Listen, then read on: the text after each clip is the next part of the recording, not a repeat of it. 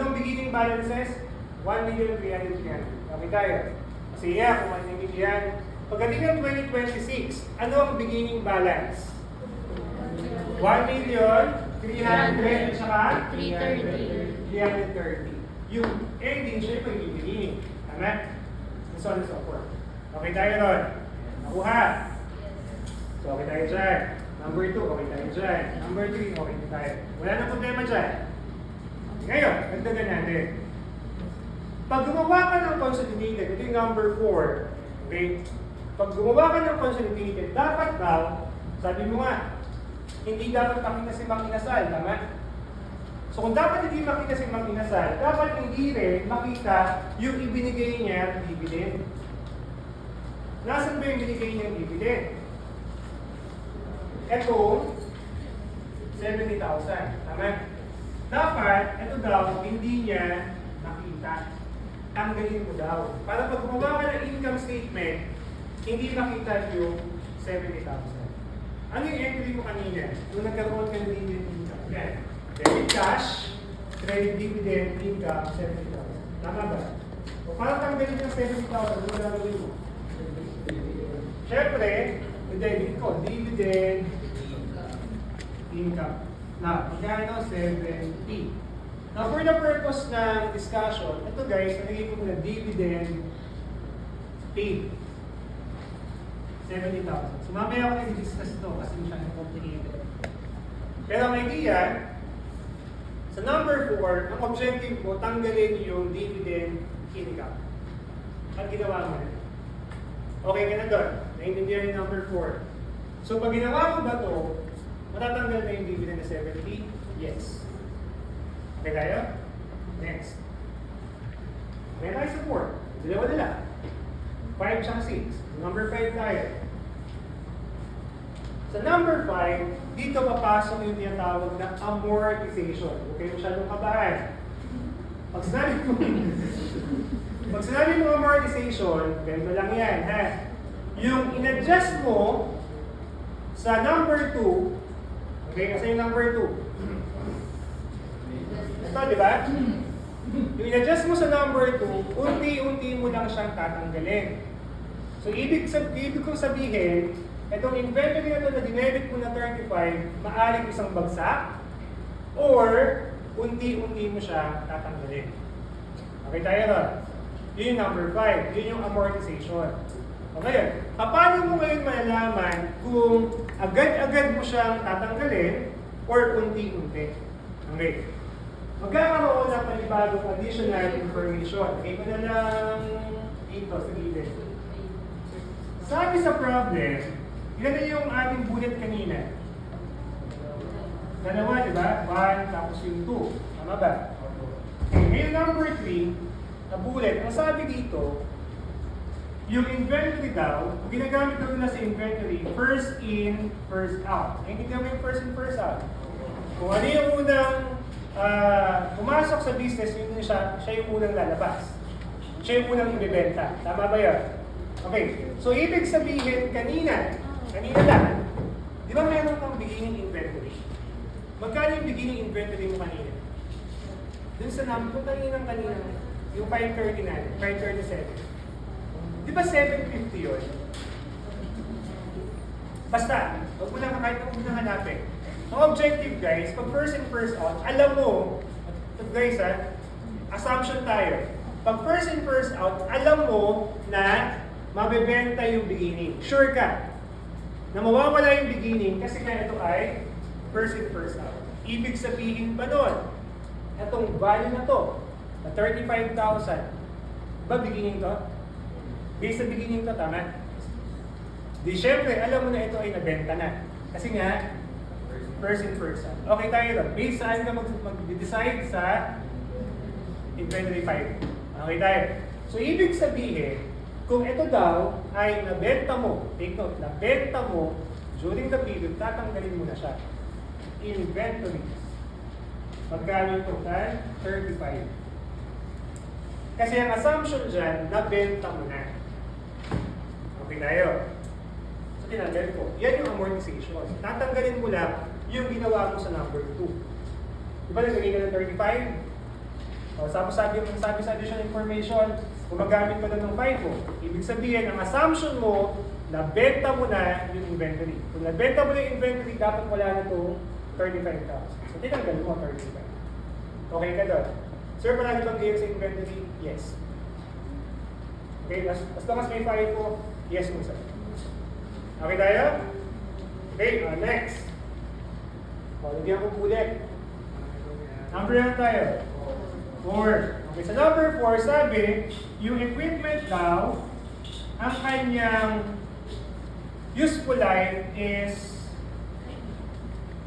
14 years. So sabi, ito itong equipment na to, ang kanyang useful life daw ay 14 years. Okay tayo?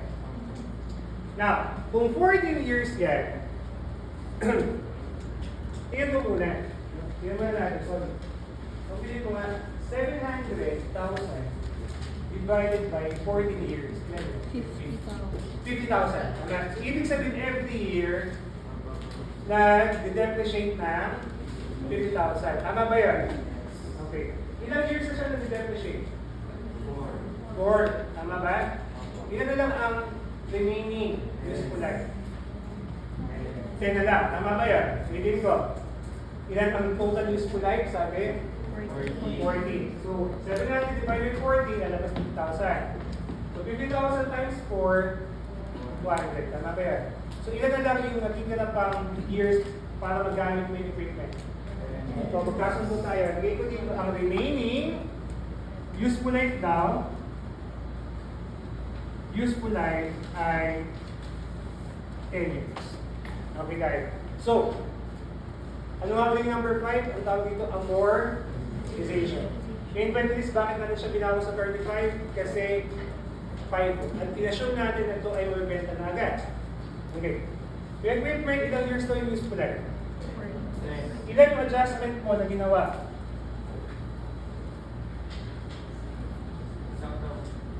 Ilan to? 50,000 tama. Ito yung adjustment mo, di ba? Sabi ko kanina, pwedeng isang bagsakan, tulad ng inventories, or pwede mo unti-unting babawasan. Ito yung sinasabi ko sa inyo, unti-unting babawasan. Kasi meron siya useful life. So, 50,000, tingin ka lang sa step 2, 50,000 divided by 10. 5. So, kung 5, ano gagawin mo? Nakakredit to. Ano gagawin mo? I-debit mo. Accumulated depreciation ilan? 5,000. Unti-unti mo siyang gagawin. Tapos the following year, may 5,000 ulit. Next year, may 5,000 ulit. Hanggang matapos yung 50,000. Hanggang matanggal mo yung 50,000 na 10 years. Okay tayo ron? Nakuha. Okay. So far, you have accumulated depreciation, tapos meron kang inventories. Okay tayo. Wala problema dito. Okay, kaya. Ngayon guys, mapapansin mo, meron siyang, kayo muna magsulat meron siyang kasama. No? Mapapansin mo, hindi siya mababalance. Tama ba? On purpose yan. So, ang gagawin ko guys, ganito, ayusin ko lang. Anong gusto niyo guys? Gusto niyo ba ng compound o gusto niyo ng single entry? Pag compound, yun yung sulat. Sulat ko muna. Cost of sales, 35, tapos dito depreciation, expense, 5,000. Gusto niyo ng ganyan? O gusto niyo na makahiwalay para makita mo ng buo? Sino yung sabi okay na kayo dyan? Okay, taas kamay. Okay, konti lang. O, dito ko. Say natin. Ito muna yung tatanggalin, inventory. Magkano tagay yung inventory ko? Ilan? 35. Okay lang po, wait tayo. Ha? Now, tandaan mo to. Pag tinanggal mo ang inventory, sorry kasi kailangan ko itong i-discuss.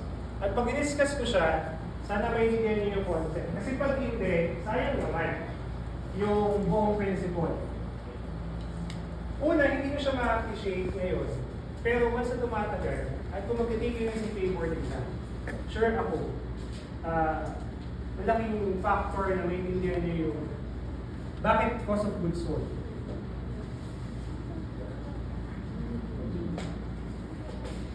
Tingin. Tingnan mo to, ha?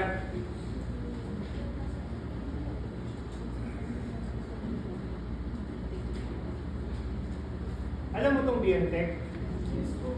Alam mo yan, di ba? Ito alam mo to. Sales cost of sales plus profit, OPEX, net income. Tama, alam mo yan? Okay. Ano yung magbutihan? Pag nagbawas ka daw, ano to, ha? Anong ginawa natin sa beginning? Good, sa number 5. Binawasan mo ano? Okay. So, nagbawas ka ng inventory. Tama? Okay, so magiging effect dito, ilan? Babawasan na ka? Babawasan. So ito ay babawasan. Tama ba yan? So mababawasan yung cost of goods sold. Tama ba? Tama? So mapapansin mo ito, nabawasan ng magkano?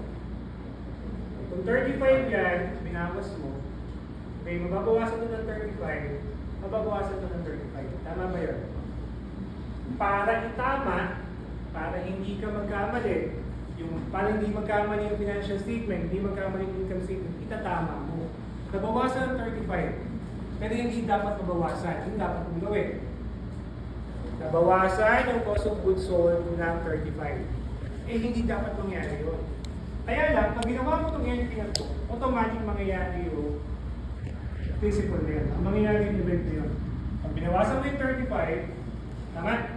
Mababawasan yung total goods available per sale, mababawasan yung cost of goods sold. Kaya lang, hindi dapat mabawasan. Ano dapat mong gawin?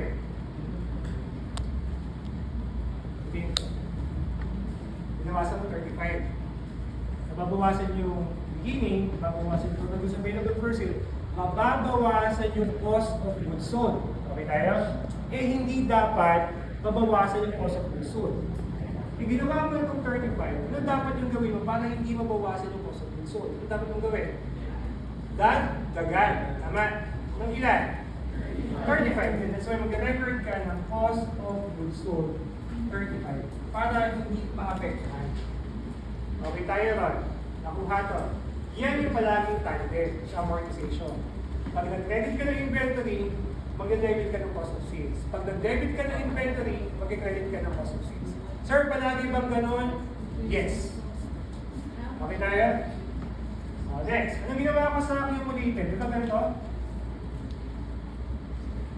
Tama ba? Okay. Now, nung nasa first year ka, nasa adjusting entry ka, ano ang katabi na, o anong palaging kasama ng accumulated depreciation? Depreciation. Therefore, dito, naging mo depreciation expense. 5,000. Gusto mo malaman kung bakit kaya yung entry mo? O na lang, sir. Okay na yan. Okay na yan, huwag na mahirapan.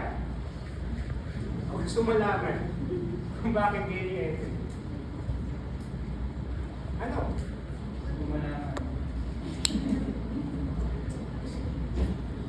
Pakita ko sa inyo.